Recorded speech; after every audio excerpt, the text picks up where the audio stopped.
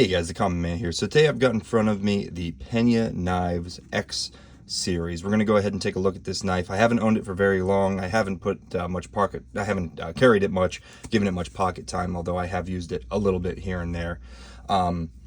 Basically we'll just start off with this knife is not something I was specifically looking for. In my last video I reviewed the Jack Wolf knives.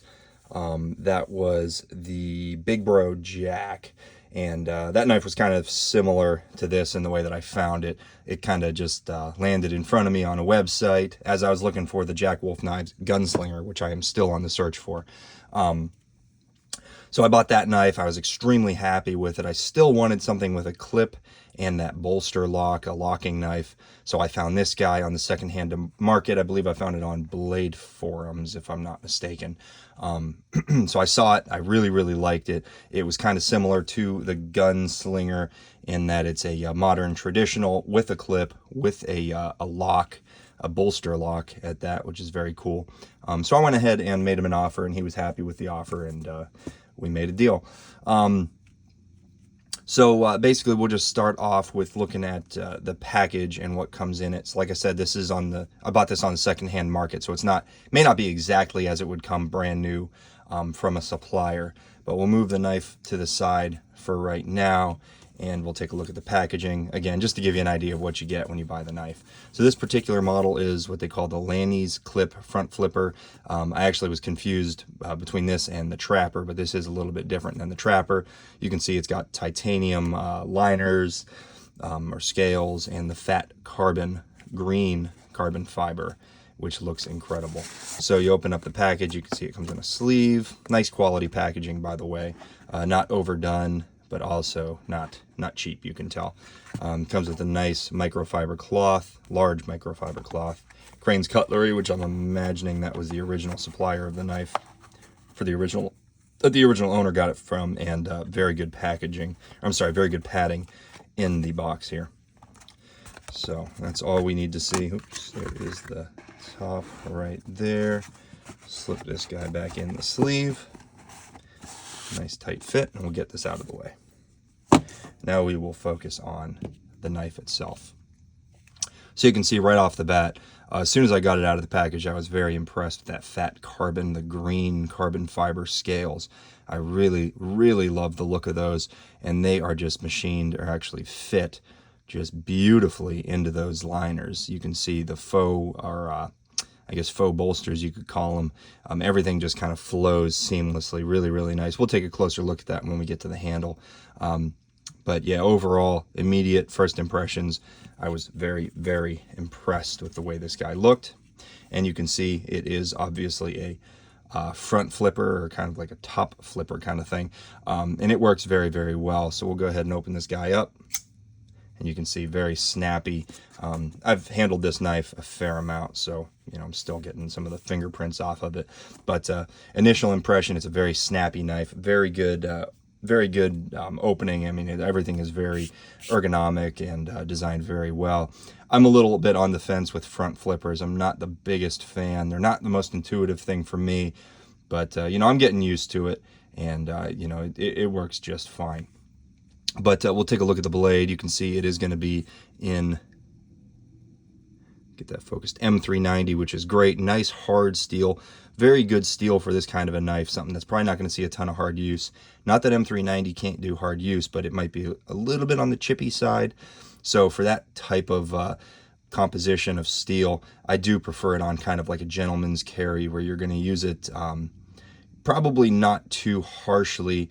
So chippiness shouldn't be a huge deal, but it's going to maintain an edge. It's going to be very, very good at that. You shouldn't have to sharpen it too much, which is great for a gentleman's carry, especially a knife that, you may not carry all that often. So if you could own this knife and never have to sharpen it and only have to strop it here and there throughout your whole ownership of the knife, that's a pretty cool thing. It's kind of one of those knives that you can just kind of clean it, set it in the case, and then forget about it till you need it the next time. They don't have to worry about constantly maintaining an edge. Very cool. Shape of the knife is beautiful. I love this clip point design. It's got these really cool swedges cut out on either side at the top. I think it just adds to the overall look of the knife, gives it a little bit more dimension. Very nice sharp edges, but not overly sharp. Everything is rounded where it needs to be, or, you know, just kind of softened where it needs to be. And the lines are nice and sharp where they need to be, where it just adds to the look of the knife. It's very nice, very well done. Nice hollow grind as well on a reasonable blade thickness. But you can see down to the edge, it is very thin, very, very thin. It's a very good slicer, and I can certainly attest to that because I have used this to test some of the sliciness, and it's extremely, extremely good. I would say not quite as good as the Jack Wolf knives, Big Bro Jack that I purchased, but it is right in the same ballpark. It's got a really nice sharpening choil here. That's going to get you a lot of life out of this blade. You'll be able to sharpen it many times if you need to, and you're not going to have any worry there. Great spot for that stone to start and stop depending on your sharpening style. You can see it's got a nice belt satin finish, which I'm not usually a fan of, but on a knife like this, I think it looks very sharp. Gives it more of kind of a classic, I guess a little bit more of maybe a traditional kind of look over like a sand blasted or bead blasted finish or stone wash, something like that. This gives it a nice little kind of traditional pop. Very good edge, very consistent edge. You can see it looks great. But to be honest with you, being on the secondhand market, and I did see just a slight variation. I don't know if we can get that in focus. Just a slight variation in the edge angle up towards the tip. This knife may have been resharpened at one point. I can't say for sure, but if it was resharpened, it was done pretty well. And you can tell it's even on both sides. It looks nice, just minus that little bit of variation towards the tip on the edge angle. But that's fine. Moving back to the handle, you can see, like I said, these fat carbon scales are just beautiful. And look at the depth. Look at the way the light reflects as the knife moves. Really nice. It does give it a kind of like a more of a, yeah, just a deeper dimension rather than just like a flat two-dimensional kind of look. It looks really incredible. And speaking of dimensions and 3 dimensions, look at that nice, oh boy, what do you call it? Well, it's got that nice edge put on the scale there. What am I thinking? Contouring, that's the word. Nice contouring there, nice machining. Overall, very good quality. Yeah, fit and finish is great. You can see on the back spacer, it's not this perfect, it's not 100% perfectly flush, and just for comparison's sake, we'll leave that up on its edge so you can kind of keep an eye on that. Again, I'm going to be comparing it to this knife because this is a knife that I just purchased. And I think it's kind of in that similar ballpark, especially price range, quality, everything like that. But you can see how this is just an absolute flawless transition from scale to backspacer, back to scale. It's as if it's all one piece, although it is multiple pieces joined and then machined, likely machined together. But you can see it's just this perfect, seamless transition, whereas this guy, it's kind of more obviously assembled. You can see that there's a little bit of chamfering, leaving like a little notch in between the backspacer and each side scale, which is fine. It's just a different style. It's just a different look. But again, it's not 100% perfect across here. And the only reason I'm bringing this up is just to show you guys, I do believe that the Jack Wolf knife, this Big Bro Jack, just has a little bit of a leg up on the overall build quality. And attention to detail. You can see, I mean, there's just not a single detail that was kind of missed or overlooked. Everything is pretty much perfect on this knife, as far as I can tell anyway. But we'll get this guy out of here because this is not what we're reviewing, although this guy is incredible. Check out my video. I think you'll agree with me. And I love this leather slip that it comes with. It's very cool. Anyway, back to this guy. Again, you know, overall, I'm going to say it's certainly the machining, the quality, the attention to detail. I think it's worth the money. And this is right in that, I think, $300 range, right about there. I didn't pay that much. I paid a fair amount less being secondhand. It's got good jimping up the top. Very comfortable handle. You can see no hot spots. The clip falls right where you want it to, right about in this area. If you wanted to use this hard and heavy, you absolutely could, and I don't think it's going to give you any issue. And it does fill your hand out just a little bit. You know, you do have full 4-finger grip, just a hair left over. But, you know, kind of one position, you can slip up and down just a little bit. But you're really, you know, right here is where you're supposed to be holding it. And it works great. I love the bolster lock. I'm a big fan of frame locks. and I'm not the biggest fan of liner locks, but this gives you kind of the best of both worlds. It covers that lock bar so that you're not interfering with it when you're deploying the knife, but it also gives you excellent access to the lock bar to disengage that lock. And I think it just looks really cool. It gives it a modern look, a little bit more machining. You get a little bit more hardware. I like that. I think it looks very cool. You can see tight tolerances. Everything fits very tightly. Yeah, it just looks so good. It's done very well. And now moving back to the pocket clip. It is not a deep carry pocket clip, though I wish it was. I really think this thing could have benefited from a deep carry pocket clip, or at least a deeper carry pocket clip. Although I have slipped this into my pocket just to see how it's going to feel, and it works just fine. But in my opinion, when I'm carrying a knife like this, I really want it to kind of disappear into my pocket, and I only want it to show when I have it in my hand, basically, or just that little bit of a pocket clip. And I do appreciate this very slim, slender pocket clip, because that does show, I mean, it's very minimal in that way. But, you know, when it's sitting in the pocket, you got those two screws, you got this fat carbon fiber, and it's showing. But you know what? If something's got to be showing, that's not so bad, right? That doesn't look so terrible. But again, a deep carry pocket clip, I think, would have been the way to go on this guy.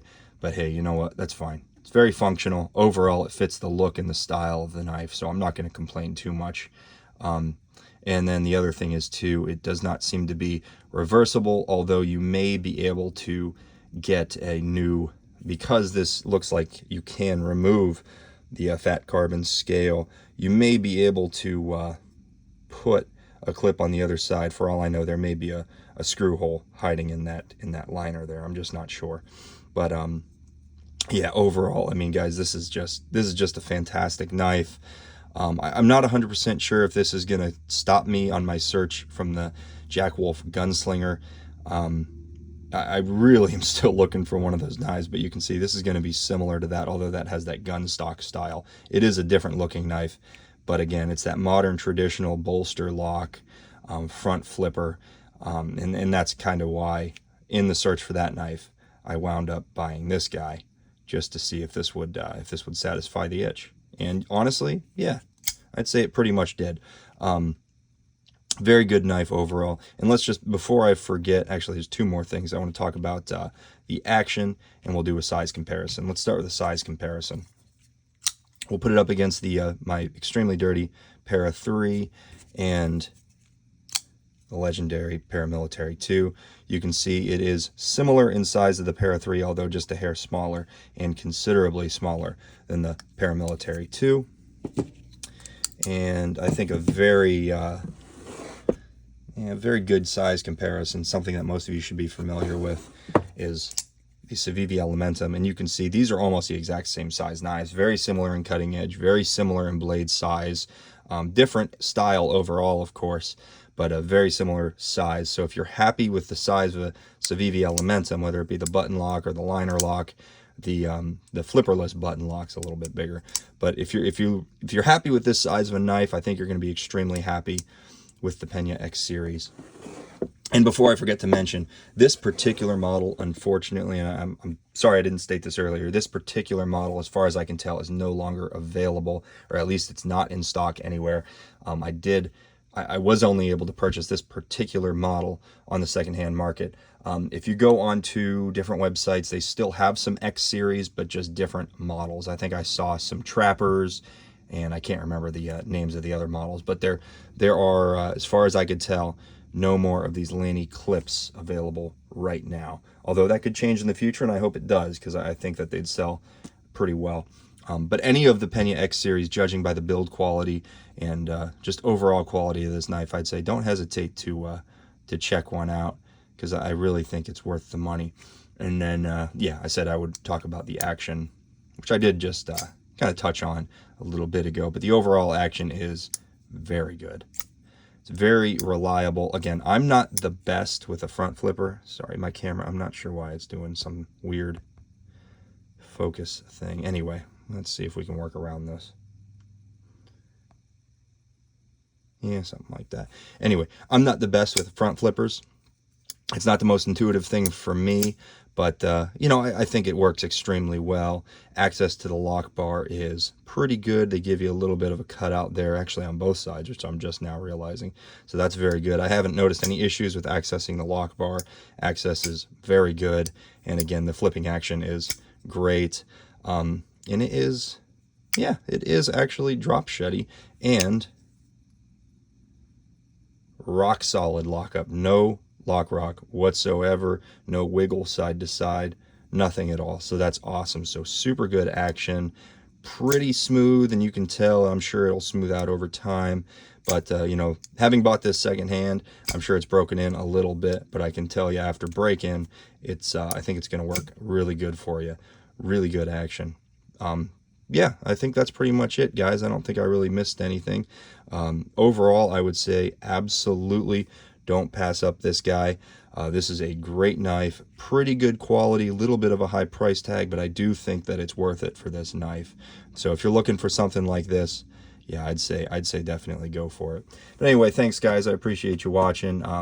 If you have any comments, or if you have any input on the other X series models, are they as good as this? Are they did they not meet your expectations? Let me know what you think. And if you'd like to see more of my videos, please consider subscribing. I'd greatly appreciate it. Thanks, guys. Bye-bye.